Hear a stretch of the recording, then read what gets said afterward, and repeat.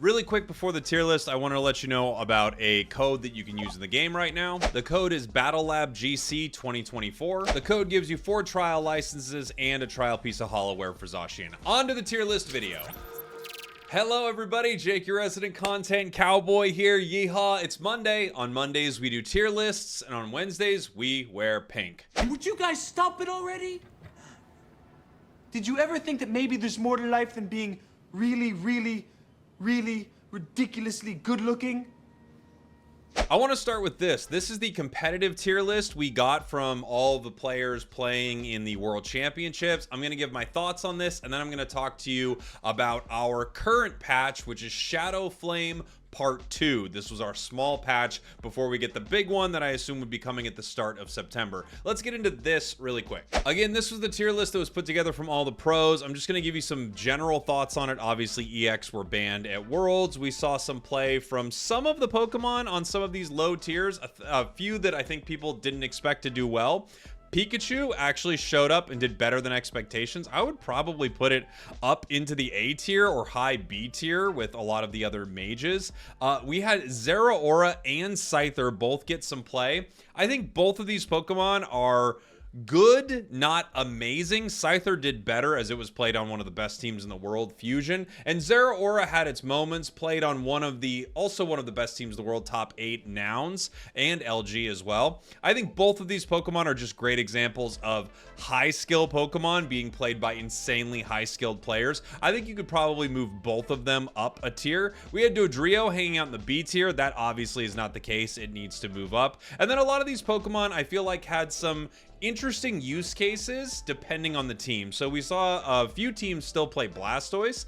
If they were really good with Blastoise, it was good. Everyone else wouldn't pick it or touch it with a 10-foot pole. So it's weird to really do much with it. There really isn't much to say about moving things around, but I think it's interesting to see what did well, what didn't do so well. I will say Slowbro really didn't show up as much as I would say Trevenant or Mamoswine. We could lower that down into the A tier.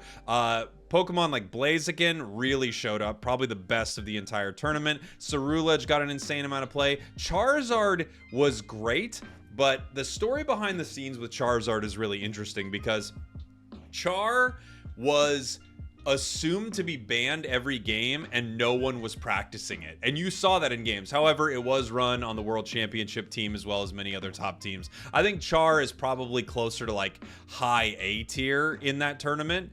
Other Pokemon that did well, Urshifu we expected. Metagross did probably better than a lot of people would expect. Same thing with Gyarados. Mimikyu didn't really seem to show up. I think you'd probably drop that down to the B tier for whatever it's worth. Tyranitar had essentially no presence throughout the tournament at all. You could drop it down to the D tier if you wanted to. I mean, nobody's playing it, right? Other Pokemon that had a real good presence, Chandelure showed up for sure. A lot of our supporters obviously were big factors. Cram did well, Espeon did well. Delphox probably not as well as the other mages. It had some moments, but you could drop it down to the B tier. Mew got some play. Sylveon, Pikachu, Dodrio all did a good job. Same thing with Zoroark, just a crazy high skill Pokemon. If you take a look at our S tier, Leafeon is probably the only thing in the S tier that didn't show up as much as some of the others, but it still had a lot of strong play. I'd probably move it down here with Zoroark. Looking at our B tier, again, a lot of Pokemon that got some decent play. Comfey got a lot more than I think people would expect. Mime did very well. Sableye was very specific. That's all you can really say about it. It's very specific. Crustle did okay. Venusaur had its moments. I mean, the Venusaur from Isonemento is the reason LG was eliminated from the tournament. Glaceon, I don't think really got any play in the tournament whatsoever. Inteleon, I think, did very well. In fact, Inteleon, for me, definitely would move up a tier. But again, these are just thoughts from some of the pro players. It's interesting seeing what was played, what wasn't played, what had an impact, and what didn't throughout the World Championships. I think most of this sort of shook out the way we would expect it. And one really interesting story is that auto attack Pokemon essentially had no presence at Worlds, and we're gonna have to see if they're gonna be able to do something about that in the future, right? Cinderace, Duraludon, Dragapult, Greninja, Decidueye, like all of them really didn't find play in the tournament at all, while there were other picks across the board that found some play. Gengar as well, really nothing happening there. Very little Greedent, even though there was a piece here. Greedent is like right in there with Sableye, where if you've got a crazy good Greedent player, you can make something happen, but a lot of people don't have that. All right, that's wrapping up Worlds a little bit. I think players got this pretty dang close. Obviously, they were the ones prepping for this, with some really interesting Pokemon that sort of stood out from the crowd. Now let's talk about our Shadow Flame patch and what the meta looks like for everybody else playing this game. Okay, so here is about where I left the last patch, the first patch of Shadow Flame. There are some things in here that I still agree with, some things I'd like to move around a little bit. I'll talk briefly about every single Pokemon on the tier list and move them around accordingly. Our tiers, of course, we have our God tier. We're only gonna have one Pokemon in our God tier. We're not friggin' Norse around here. We have our S tier. These are Pokemon that I think are the best in the game at their respective role. We have our A+ tier, extremely good Pokemon that oftentimes can be banned out, but luckily kind of miss that S tier classification and you get them in a lot of games. We have our A tier, really solid. A lot of the roster I feel like is solid in the game right now, so you're going to see a lot of it kind of hover between A and even up to A+, which I think is a really great state for the game to be in. We have our B tier.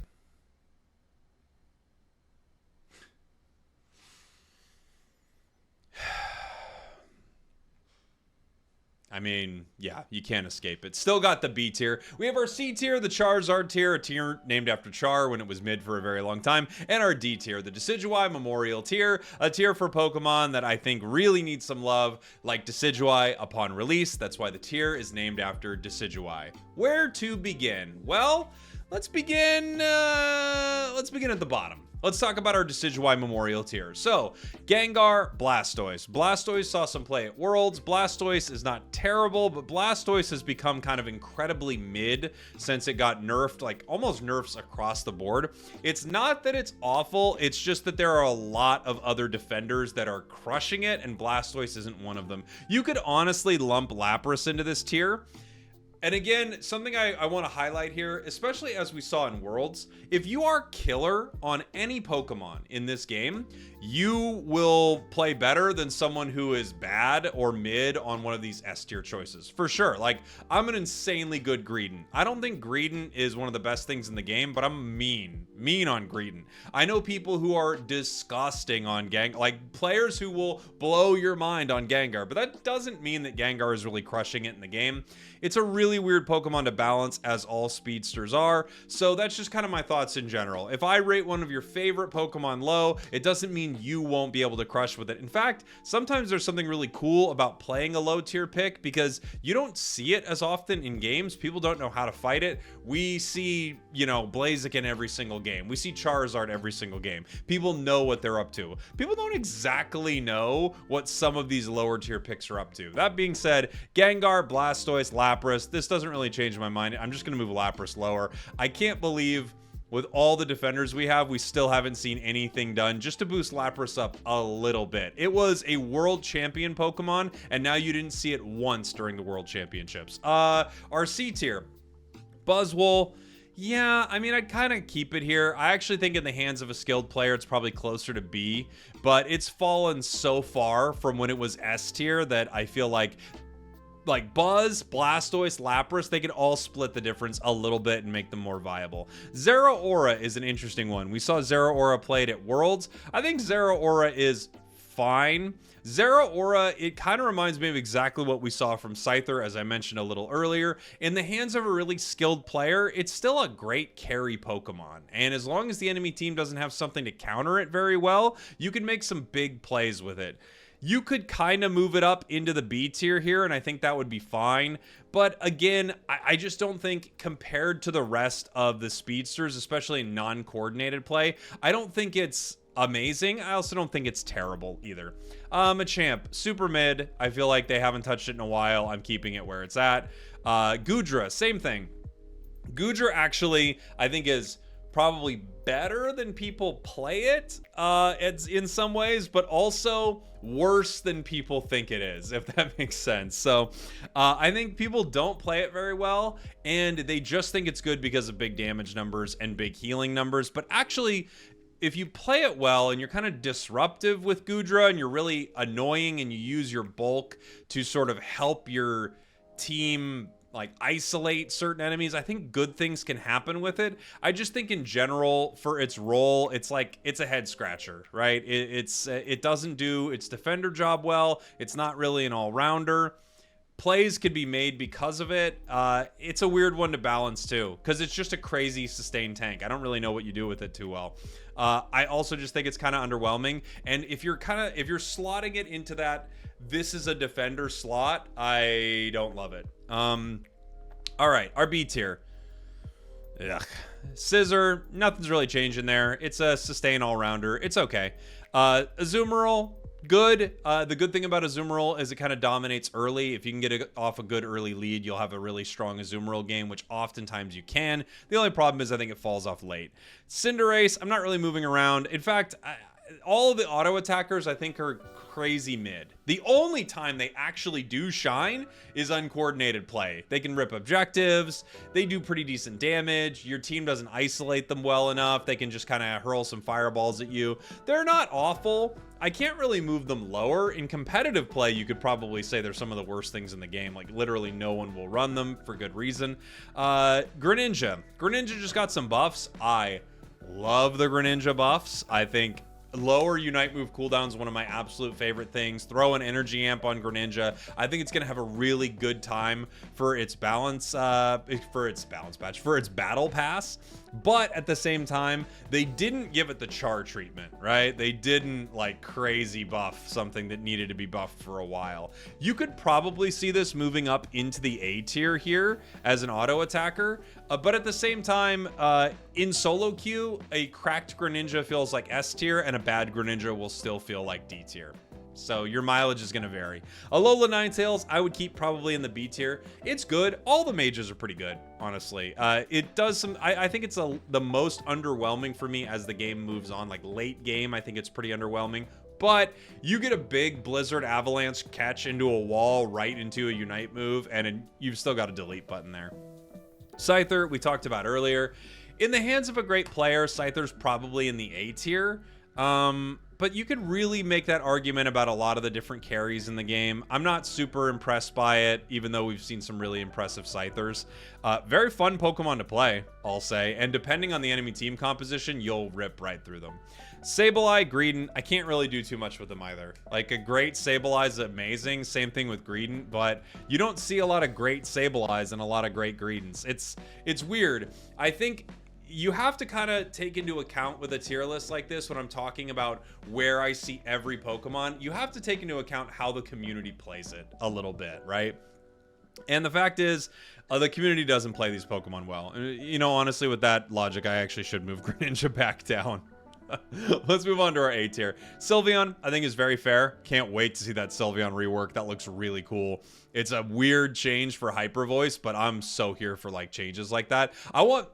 You want a live service game to go through seasons. You want live service games to feel like, oh yeah, do you remember when this Pokemon, like, do you remember when this thing was like really cool in the meta? I would love to see what Hyper Voice looks like, becoming sort of this bigger area, multi-enemy debuff. You, like, of course, since this still rips down enemy special defense, like, run this with other crazy good special attackers and just have this thing that sets up like massive nukes later in the game. Cram, I'm gonna move up. I wasn't sure whether it would be A or A+. I think Cram is still crazy good, even with the Unite move nerf. I was a little concerned with the Unite move nerf, but no, I think Cram's doing well. I've had Pika in my A tier for a while. I've been a Pika believer for quite some time. Happy to see it do well at Worlds. I would keep it here in the A tier. Gardevoir, Espeon as well. All really, really solid picks. Same thing with Chandelure. I think these are all great A tier choices. I'm going to move Mew back up into our A+ tier. The fact of the matter is, a great Mew player can, like, they make things happen in really impressive ways. And the big problem with Mew is there aren't a lot of great Mew players. So, but the thing is just so good at high skill that I can't help but move it higher.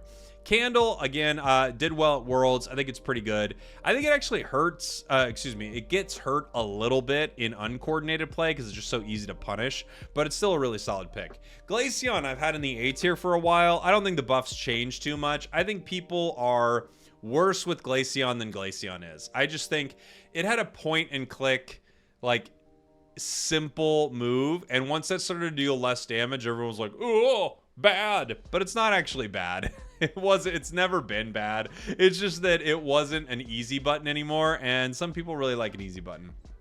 As far as some of our auto attackers that I have up in here, in uncoordinated play, I think these are all fair to be in the A tier. And then also in uncoordinated play, all of these are extremely punished. So it really is going to depend on how a person plays. Like, people aren't good with these, but they're not bad Pokemon. And this is one of, like, this type of play style, this mode of play, like solo, duo, trio. It's one of the only times you're really going to see these shine because people aren't going to bring these out in coordinated games. I think all of them are pretty dang good, but punishable. If you want to say that all of these can be moved to the B tier, I couldn't really argue with you too hard. I still think Spirit Shackle's really good. I love the Gren buffs. Flash Cannon is being slept on a crazy amount, which is weird because people used to love Flash Cannon when it was bad.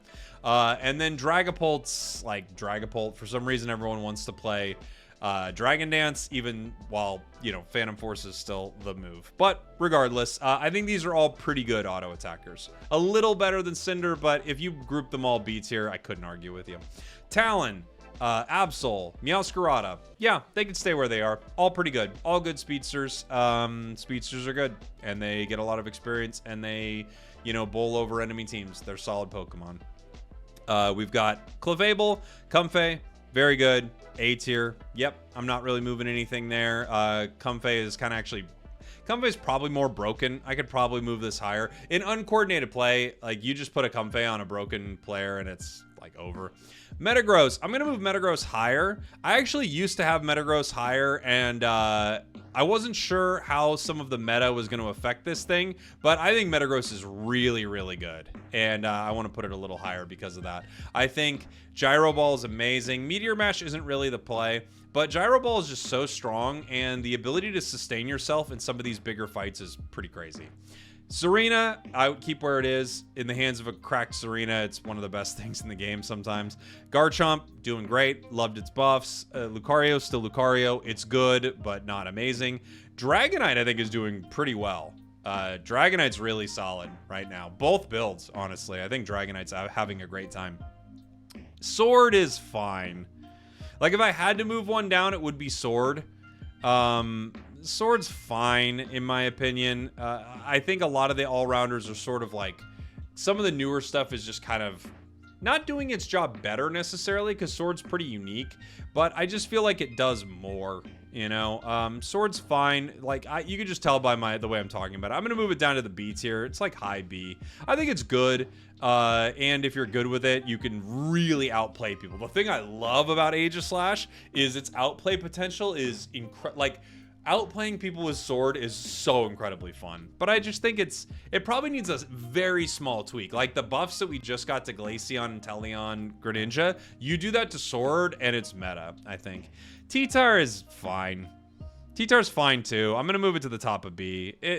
The problem is, if you have a fed Tyranitar near the end of the game, it's still like really crazy difficult to deal with, but I think they hurt it enough.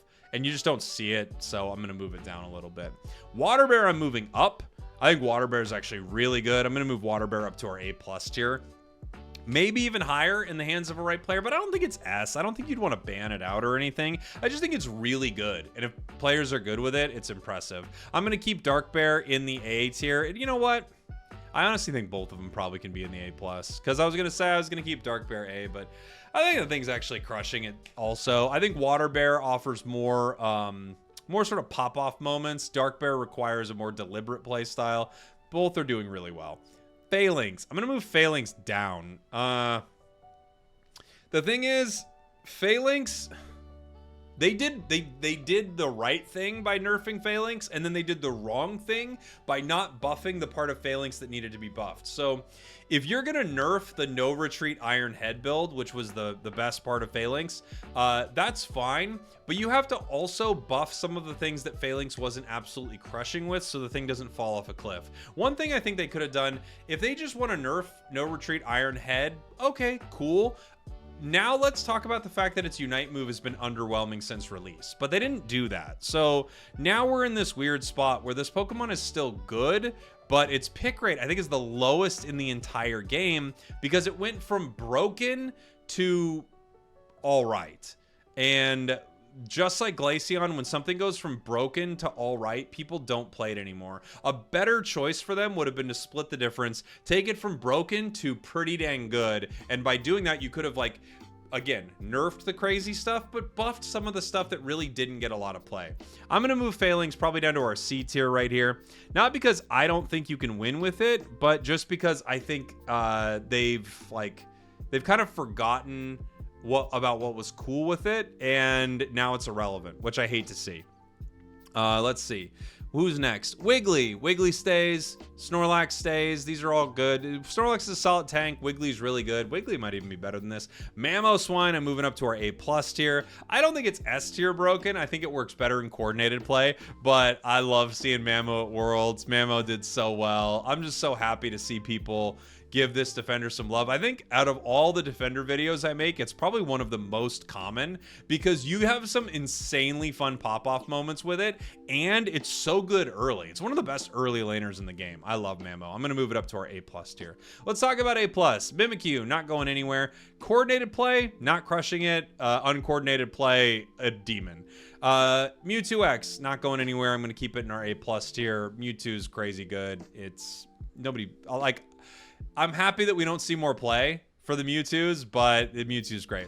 Gyarados. I'm moving Gyarados up to our S tier. I think Gyarados is actually better than people thought it was, better than I thought it was. I kind of had a sneaking suspicion that this thing was actually turbo broken still. And after playing it more, after seeing it at Worlds, yeah, I think it's one of the best all-rounders in the game. While there are a lot of crazy good all-rounders.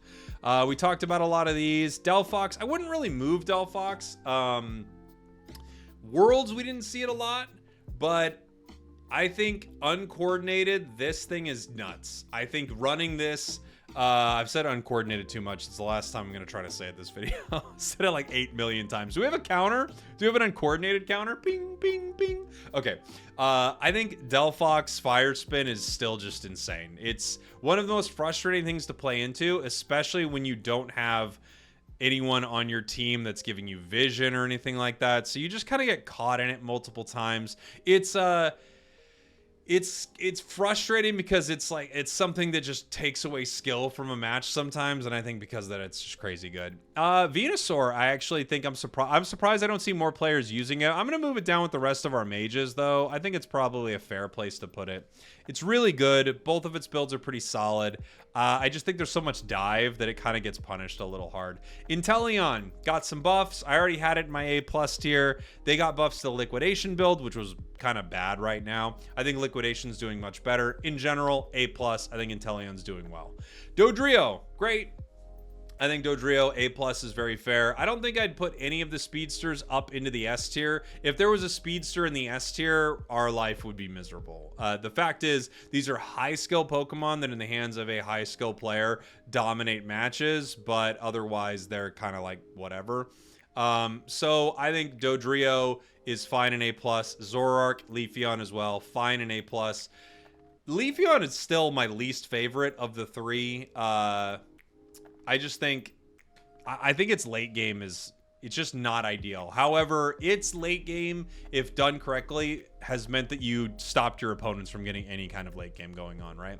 Hoopa, Mime, I love them. I love where they're at. I think they're really, really solid supports. One's obviously kind of essentially a defender, Mime. Hoopa, very, very good. Crushed it at Worlds. Crustle, keeping it where it's at. Great tank. Underutilized, I think. I think it's a great tank. S tier. Miraidon's a weird one to move. I don't think I'd move Miraidon. I'll move Mewtwo Y down. I do think people are chaotically underappreciating Mewtwo Y. And this is from someone who hates Mewtwo Y, but I think it's really good. I just think nobody wants to play it, which, hey, I'm not mad about. Don't pick up the Mewtwo's. That's cool with me. Hard to move Miraidon. I think it's also, like, interestingly enough, the EX Pokemon have fallen off in popularity, but they have not fallen off in, you know, like their potency. I think they're still insanely good. Blissey, LD, I love both of these in the S tier for our supports. The thing with supports is you're not going to ban any of them. If you have any of, like, if you have Blissey, Hoopa, Eldegoss, Clefable, Comfey, if you have any of them on your team and your opponent has no support, like, your chances of winning skyrocket with anyone playing support. Any supports in the game, outside of something like Sableye, which is probably one of the worst played Pokemon in the entire game. Let's see. Blaziken. I think Blaziken's insane. It's nuts. It would definitely not leave my S tier. Same thing with Zacian. Of course, you couldn't see it in the World Championships, but Zacian's crazy good. Charizard is a Pokemon that could have been our God tier for this patch. I gave it to Ceruledge last time. I will be changing our God tier. I'm going to move Ceruledge back into our S tier. I think Ceruledge is crazy, but I don't think it's the best Pokemon. Charizard, also crazy. Might be the best. Gary, hello, welcome. Slowbro is an interesting one because Slowbro actually didn't crush it at the World Championships, but I do think it's still kind of one of the most busted things in the game. Trev, not moving out of the S tier. It's like my favorite tank probably. And then Umbreon is a hybrid supporter or defender depending on what your team needs. It can do a little bit of everything. Like Umbreon could be the best in the game. And then we have Ho-Oh. Not played well yet, but a game-changing Pokemon, and it's definitely not leaving my S tier. My S tier choice is going to be Blaziken. Blaziken proved it at Worlds. It proves it in solo queue games. The thing that it doesn't have is a game-changing Unite move. The thing it does have is everything else you could ever want in the game. Insane Rip, insane Secure, crazy outplay potential. It's really broken, and I would not be surprised if you see it get a nerf in this next patch. In fact, if you're looking for nerfs in this next patch, everything in our S tier could definitely receive some sort of nerf. They probably wouldn't touch our supporters.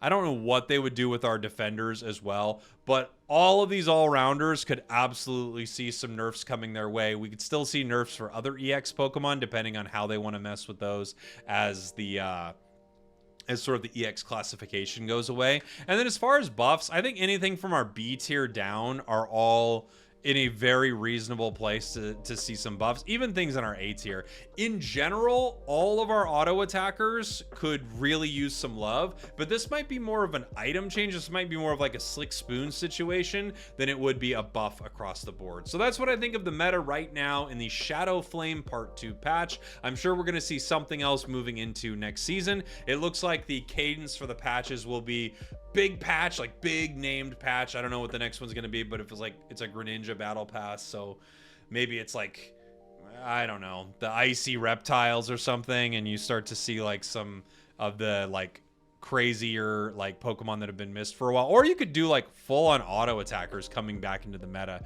which would be really interesting, like the A-Pressers patch or something. So we're gonna have that, and then we should have Armor Rouge coming very soon. I played it on the PTS. It's feeling good. I think it's gonna be a really good mage, of course, power level depending, right? So there you go. Let me know what you think in the comments. Thanks for watching. Thanks for listening. I love you all. I'm happy to be back after Worlds, after being sick, after getting scammed out of an Airbnb. If you haven't seen it, it's on my Twitter and my wife's TikTok. Thank you all. I love you. I'll see y'all next time. We did it.